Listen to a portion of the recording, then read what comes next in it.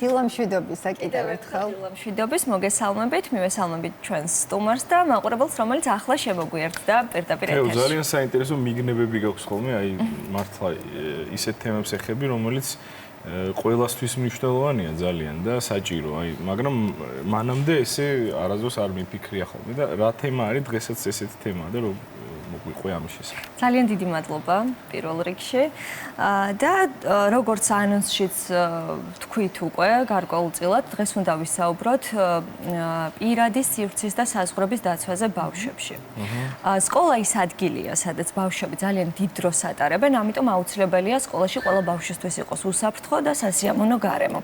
როგორც ყველგან ისე სკოლაშიც მოსწავლეს აქვს თავისი უფლებები და თავისუფლებები და გარკვეულმა მოწოდებამ არასწორად აღქმულმა ინფორმაციამ საფრთხეები შეიძლება შეუქმნას ბავშვს. თამუნა ლომიძე არის ჩვენთან ერთად დღეს, ფსიქოლოგი, რომელიც დაგვეხმარება ზუსტად აი იმის იდენტიფიცირებაში, თუ რა არის ბავშვის პირადი საზღვარი, რა ასაკიდან იწყება, ვთქვათ, აი ამ პირადი საზღვრების უკვე ბავშვის მიერ თვითონ იდენტიფიცირება და შემდეგ უკვე გვაქვს რეკომენდაციები, რა თქმა უნდა, მშობლებისთვის, როგორ ვემოგობროთ ჩვენ შვილებს, რომ არ არსებობდეს დამალული ინფორმაციები, რამაც შესაძლოა საფრთხე შეუქმნათ მათ. პირველი რაც მინდა გკითხოთ, აი ალბათ რადგან კლასით დავიწყეთ ჩვენ საუბარი, თუმცა იგივე შეიძლება ხდებოდეს სეკვესტრეზე, სპორტის გარკვეულ ჯგუფში, ან შესაძლოა საბავშვო ბაღშიც. აი რაღაცნაირად სკოლიდან გვაქვს ხოლმე გამოყოლილი ესეთი ფრაზა, რომ კლასის გარეთ არ გავიდეს ამბავი. აი ეს რას ნიშნავს? ან სახლში, ოჯახში, როდესაც ბავშვს აფრთხილებენ, რომ გარეთ არ მოყვნენ ოჯახში არსებულ მომხდარ ამბებს. შესაძლოა ასეთი არაფერი ხდებოდეს, თქვათ, რისი თქმაც არ შეიძლება, მაგრამ აი როგორ ვადგენთ იმის ზღვარს, რა უნდა ითქვას და რა არა. მოგესალმებით, მივესალმებით თქვენს მაყურებელს. ძალიან მნიშვნელოვანი თემა არის მართლაც, იმიტომ რომ როგორც კი ბავშვი სკოლაში მიდის და იწყებს ამ სოციუმთან ურთიერთობას, ჩვენ გვჭირდება მას ვასწავლოთ, რა არის სახლის სივრცის ინფორმაცია და რა არის ჩვენი როგორც ოჯახის და რა არის სკოლის ინფორმაცია. რომ მაგალითად ჩვენ თუ რაიმე სამომავლო გეგმები გვაქვს, ჩვენი ფინანსების შესახებ ინფორმაცია, თუ ჩვენ რაიმეზე ვიკამათეთ, თუ შენ რაიმე ოჯახში ისეთი გადაწყდა, რაც მაგალითად შეგეხო პირადად შენ პიროვნულად, ეს არის ჩვენი და არ ვაზიარებთ ამას კლასსა და სკოლაში, იმიტომ რომ ხშირად ვაწყდებით, რომ ბავშვები ესე პირდაპირ ცდის და შეცდომის პრინციპით რაღაცას მოყვებიან ისეც, რაც ძალიან პირადულია ოჯახისთვის და შემდგომ იღებენ სასჯელს რეალურად იმაზე, რაც არც გვისწავლებია, ეს ეტაპობრივად უნდა მოხდეს. აი ჩვენ 3-4 წლის ასაკიდან, 5 წლის ასაკიდან უკვე ბავშვებს საკუთარ მაგალითსაც ვაძლევთ, რომ აი მე ეს ინფორმაცია ჩვენი იყო, ოჯახის იყო და არ გავაზიარე გარემოსთან ნახე, შენ როგორ გრძნობ თავს ამასთან დაკავშირებით და მეორე მხრივ რაც ახსენეთ სკოლის საქმე, ხომ? აქ უფრო ცოტა ფაქიზი საზღვრებია იქიდან გამომდინარე, რომ ჩვენ ბავშვი უნდა დავიცვათ სხვადასხვა ტიპის ძალადობისგანაც. მაგალითად, ბავშვმა აუცილებლად უნდა იცოდეს, რომ თუ სკოლაში რაღაც ისეთი ხდება, რაზეც გითხრეს, რომ შენ სახლში არ მოყვე, მაგრამ შენ ეს გაწუხებს ემოციურად, შენ ეს ფიზიკურად გეხება. აუცილებლად უნდა მოხვიდე და გამიზიარო და მე ამაში დაგეხმარები. შენ არ მიიღებ სასჯელს ამისათვის. მე ამას გავარკვევ და ვეცდები რომ ხარი დაგიჭირო, იმიტომ რომ ჩვენ ისინი გვიწევს დავიცვათ ფსიქოლოგიური ძალადობისგან, ხშირად ფიზიკური, სექსუალური ძალადობისგან და ხშირად სწორედ აი ასეთ დროს უფრო მეტად არ აზიარებენ ბავშვები და ალბათ უფრო მაშინ იკეტებიან საკუთარ თავში, როდესაც შეიძლება თუნდაც მასწავლებელმა მიუთითოს, რომ აი კლასის ამბავი რატომ გაიტანე და შემდგომ შეიძლება ბავშვმა აღიქვას ასე, რომ მე კლასის ამბავი არ გავიტანე და აი ეს ჩემი პირადული პრობლემა, რასაც მარტო ვერ გადავჭრი, ესეც არ უნდა გავიტანო. აი აქ ჩვენ მშობლები როგორ უნდა ჩავერთოთ და ჩვენ მშობლებმა როგორ უნდა ავუხსნათ ჩვენ შვილებს, რომ აი ეს არის ინფორმაცია, რომელიც აუცილებლად უნდა გითხრათ, თუმცა ეს არის ინფორმაცია, რომელიც ჩვენ არ უნდა გააზიარო. ისევ და ისევ ამოვდივართ იქიდან როგორ კონტაქტობთ ბავშვთან. მაგალითად ძალიან ხშირად ესეთი არ დავარქმევდი შეცდომას, მაგრამ ესეთ შეკითხვას უსვამენ ხოლმე სკოლიდან გამოყვანისას პირველივე შეკითხვას უსვამენ ხოლმე, რომ რა ხდებოდა სკოლაში, ეს უკვე მიანიშნებს ბავშვებს, რომ ჩვენ ვთხოვთ რაღაცა ფაქტების მოყოლას. თუ ჩვენ ვეკითხებით, როგორ გრძნობდი თავს შენ სკოლაში, როგორი დღე იყო შენთვის, ის აუცილებლად გვიზიარებს იმას, რაც მისთვის ესეთი მნიშვნელოვანი იყო, რაც მას შეეხო ძალიან და არა კონკრეტულ ინფორმაციას, რომელიც მეგობარმა გაუზიარა. თუმცა თქვენ ახსენეთ აი ეს მასწავლებლების მხრიდან რაღაცის თითქოს მოთხოვნა, რომ ჩვენთან უნდა დარჩეს ეს და ხშირად ახასიათებთ ხოლმე ცეკვის პედაგოგებსაც მაგალითად, რომ ბიჭებს ეუბნებიან შენ ახლა მშობელთან რა სტირი ხარ ამაზე, ბიჭი არ ხარ, რაღაცა ეს ჩვენთან უნდა ზოგადად ამას ხშირად ეუბნებიან, რომ არ უნდა იტირო. კი, თითქოს ყველაფერი უნდა მოიწმინოს. თითქოს ადამიანი არ არის. თითქოს ემოცია არ გააჩნია და სინამდვილეში აი ეს შეკავება ამდენი ემოციის ძალიან ცუდ შედეგამდე მიგვიყვანს, რაც შეიძლება გამოვლინდეს ნებისმიერ სფეროში, სადაც კი ბავშვი მოღვაწეობს. მაგალითად, კვებაც კი შეიძლება შეწყვიტოს ბავშვს. კი, აი ქცევები მინდა რომ გამოვყოთ. შეგვიძლია 3-4 საქციელი დავასახელოთ ისეთი, რაც მშობელს ნიშანს მისცემს, რომ ესე იგი ბავშვთან სკოლაში რაღაცა რიგზე ვერ არის. კი ბატონო, როდესაც იწყება ბავშვის ემოციური სფეროს გაუარესება და რას გულისხმობ თამაში, არის მეტად მოწყენილი ან უფრო აგრესიული, ვიდრე ჩვეულებრივ, ან შეიძლება მეტად აჟიტირებული, იმიტომ რომ როგორმე უნდა დაფაროს თავისი ემოცია და ვერ უმკლავდება ამას. შესაძლოა დაიწყოს ჩაძინების ან ღამე გამოღვიძების ეპიზოდები, რომელიც აქამდე არ იყო ბავშვის ცხოვრებაში და ჩაძინების ეპიზოდს რას გულისხმობთ?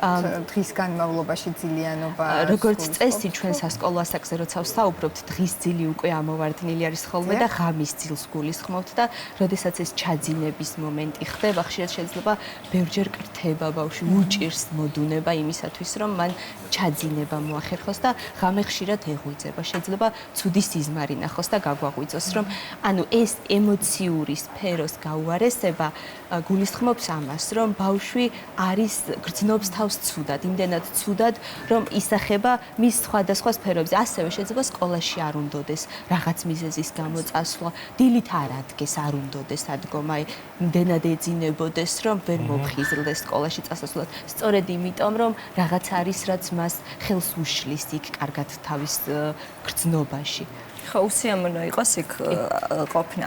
იცით რა მაინტერესებს? ჩვენ საუბრობდით, აი მარიამას დაგისვათ კითხვა, მშობელი როგორ უნდა ჩაერიოს, მაგრამ ურთიერთობის გულწრფელობაზე იქამდეც ვთქვათ, ბევრჯერ გვისაუბრია, მაგრამ შეგვიძლია ვთქვათ, აი რატომ არ შეიძლება ბავშვი მშობელთან ყვებოდეს ამბებს და ჩვენს თავში რომ ვეძებოთ პრობლემა მშობელმა. შეიძლება ვთქვათ, მოდიოდეს სახლში, ჰქონდეს ეს სიმპტომატიკა, მე ვეკითხებოდე, მაგრამ არ მიყვებოდეს. აი აქ რა პრობლემა მაქვს მე მშობელს?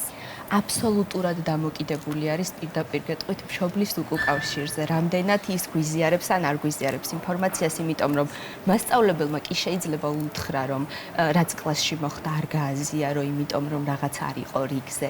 მაგრამ თუ ბავშვი ჩვენ გვენდობა და მისთვის ძალიან ისეთი მხარდამჭერი და სანდო ადამიანი ვართ, ჩვენ რა თქმა უნდა უფრო ავტორიტეტული ვართ ვიდრე მასწავლებელი, იმიტომ რომ მშობელი ბავშვისთვის ყოველთვის უფრო ავტორიტეტულია დაწყებითი სასკოლო ასაკის განმავლობაში მით უმეტეს და აუცილებლად გაგვიზიარებს თუ ჩვენ მისთვის ვართ ადამიანი ისევ და ისევ ვისგანაც არ მოელის სასჯელს.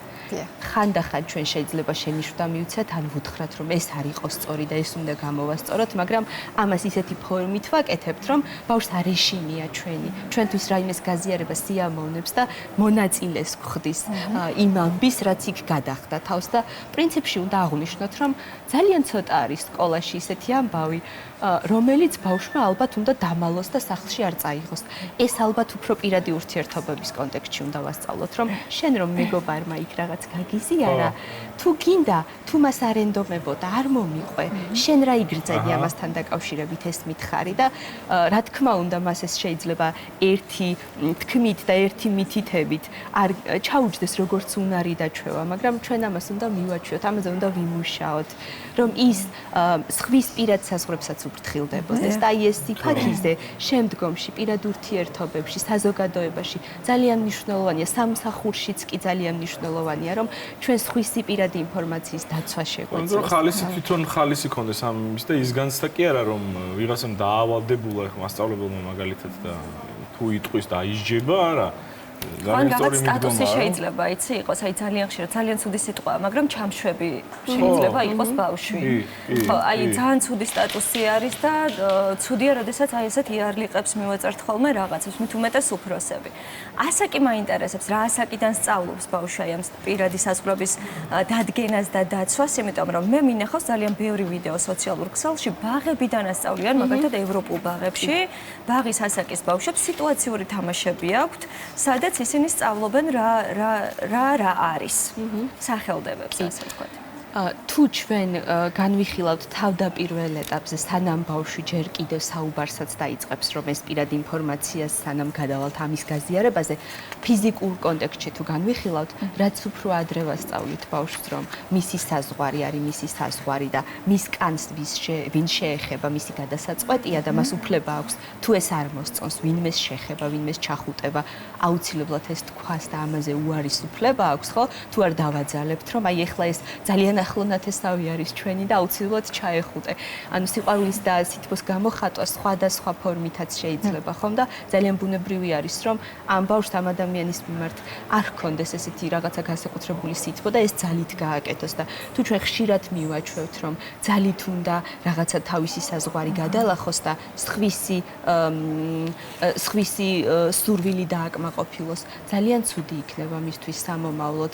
რაც შეეხება პირად ინფორმაციას, ის რაც ოჯახში ხდება, როდესაც უკვე ბავშვი მეტყველებას იწყებს, ბავშვები ხშირად დაუფარავად ყველაფერს ყვებიან და დასაწყის ეტაპზე ეს არის ძალიან კარგი, რომ ბავშვი მეტყველებს და აზიარებს უამრავ რამეს, თუმცა დროსთან ერთად იმასაც ვასწავლით, რომ აი ეს რომ მოუყვეთ შეიძლება და შეგიძლია ყოველთვის მკითხო, ეს შეიძლება რომ გავაზიარო სკოლაში, ეს შეიძლება რომ ჩემს მეგობარს მოუყვე, თუ ეს შენი პირადულია და სხვათა შორის ისეთი კარგად ესმით ხოლმე და ისე საყვარლად ამბობენ ამ სიტყვას, რომ ეს ჩემი პირადულია და არ მინდა რომ გავაზიარო, უხარიათ კიდეც ხოლმე.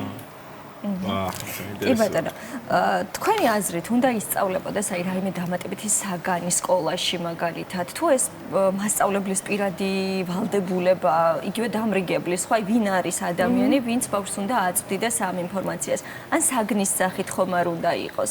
ხშირად საუბრობთ ხოლმე მათ შორის სექსუალურ განათლებაზე სკოლებში, რაც ასევე მოიაზრებს ბევრი რამის სწავლებას უფლებების თვალსაზრისით. თუ ჩვენ გვინდა რომ ჩვენი შვილი დავიცვათ ყველანაირი მისი საზღვრის დარღვევისგან, იგულისხმება სექსუალური ძალადობა, ფსიქიკური, ფსიქოლოგიური ძალადობა, ფიზიკური, ემოციური, როდესაც მაგალითად მასწავლებელი ეუბნება, რომ იცი რა, შენ არ ხარ ლამაზი ისე იმდენად, რომ აი ესეთი მაგალითად ფერი გეცვას, ან აი რაღაცა ესეც ხო ძალადობის ფორმა არის და რამდენადაც ჩვენ მივესალმებით იგივე სექსუალური განათლების შემოტანას, იგივე აი ასეთი ჯგუფური შეხვედრების გამართვა სკოლაში, იმდენად ვიცავთ ჩვენს შვილებს ამ ყველაფრისგან, იმიტომ რომ ინფორმირებულობა გულისხმობს სწორედ დაცულობას და ბავშვს არ უნდა ჰქონდეს განცდა, რომ მე სხვას თუ ვასიამოვნებ და ყველაფერს თუ მოვითმენ, ამით კარგი ვიქნები.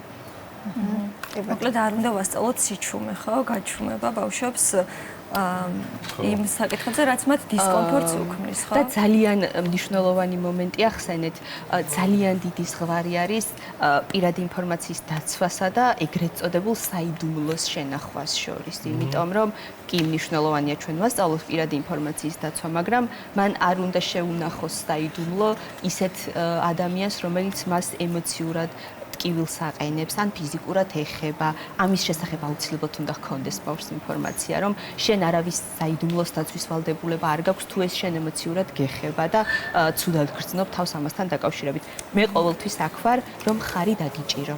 ხო, ეს პასუხისმგებლობის ტვირთმა რეალურად შეიძლება ძალიან დათრგუნოს ბავშვი. კეთილი, ძალიან დიდი მადლობა მინდა გითხრათ.